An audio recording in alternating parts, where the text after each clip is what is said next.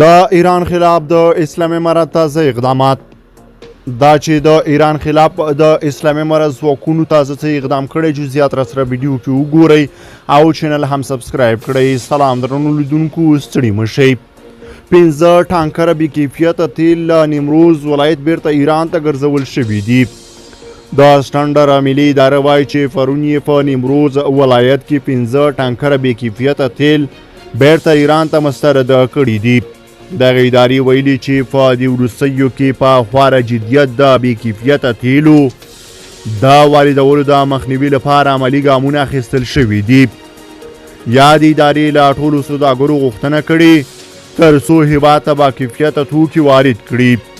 هیره دې نه وي دا لومړی ځل نه دی چې بې کیفیته تیل بیرته ایران ته مسترد کیږي، بلکې له دې وړاندې هم لسګونه ټانکره بې کیفیته تیل ایران ته مسترد شوي دي.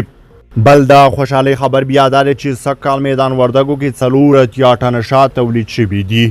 دا میدان وردګو د کرنې او مالدارۍ ریاست په دغه ولایت کې د شاتو د حاصلاتو له 80% زیاتوالي خبر ورکوي.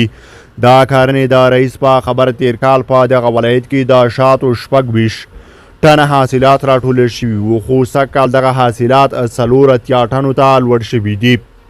د شاتو مچۍ لرونکي بیا د خپلو تولیداتو له زیاتېدو خوښ دي، خو دا چې ورته بازار نشته ګیلمن دي.